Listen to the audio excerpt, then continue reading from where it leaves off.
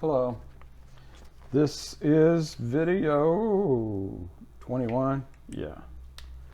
21. Last time, as I'm sure you'll recall, not only had we talked about trees, but we talked about a special kind of tree called a binary tree, where every node had exactly 2 kids or it had no kids at all. Here's an even more special kind of tree. We just get specialer and specialer. Even more special tree. Actually, we're just getting more and more specific. Binary search tree. Still a binary tree. So everything I said binary tree about a binary tree still holds.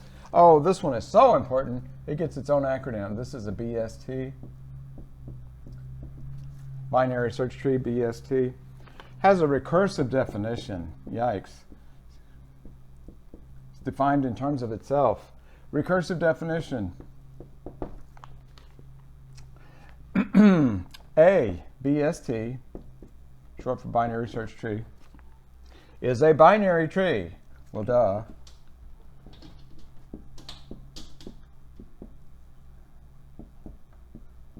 So we get all of that, either 2 kids or no kids. Is a binary tree that is 1, empty, which is ever so slightly misleading, because just like our empty linked list, the binary search tree is never really completely empty. If it's empty, that means that there is 1 external node. Looks like a little square. So that previous diagram I did of a binary tree where it had the circles with the data in them and the little squares were like almost like endpoints at the bottom of the tree. Leaves, no, I don't want to call them leaves. That's another term. 1 external node is our entire binary tree when we're empty. Circular definition already. 2, I didn't intend that. Either it's empty or it's of this form. Of the form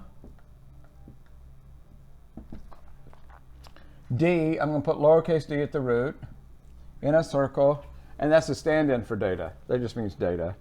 And on the left-hand side, a capital T sub L in a triangle. It looks like a Christmas tree. And on the right, capital T sub R. Left and right subtrees of node D at the root. Okay, let me catch up. A binary search tree is a binary tree that is either empty, consists of only 1 external node, or it's of this form.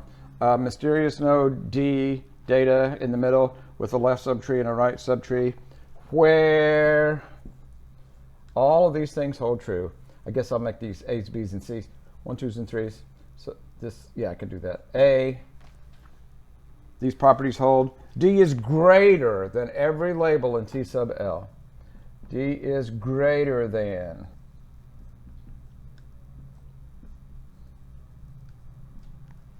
Every label that shows up in this subtree over here to the left. Greater than every label in T sub L. I bet you know what I'm going to write for B.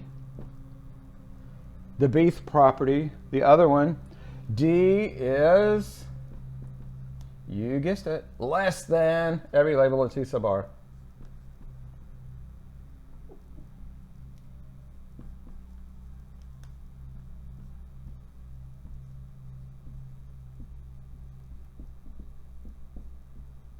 Takes a long time to write this out, but it's a pretty simple idea.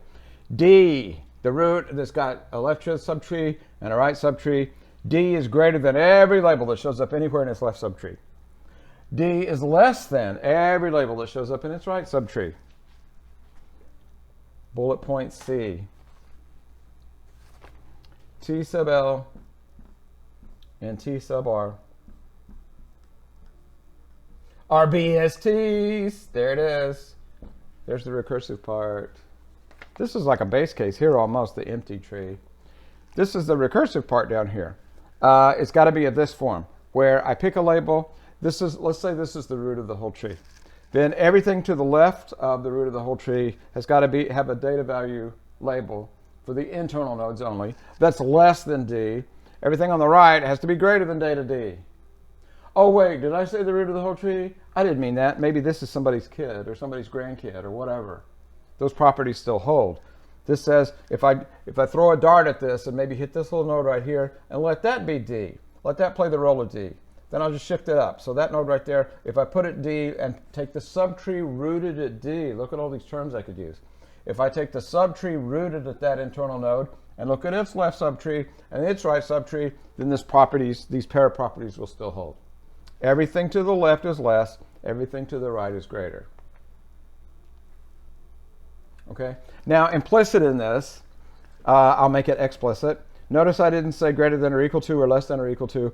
No duplicate labels allowed. I'll put that as a note down here, a bullet point note with an arrow. No duplicate labels, dupe, D-U-P-E. No dupe labels allowed.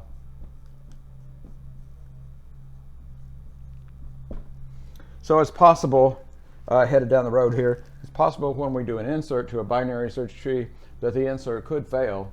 So it's probably going to be a Boolean function, is it not? Okay, you know what? I'm going to make this video short and sweet because I'm going to have to erase the whole board, and you either would be dragged through watching me erase the whole board to do an example, or you could just go to the next video. I'll see you online.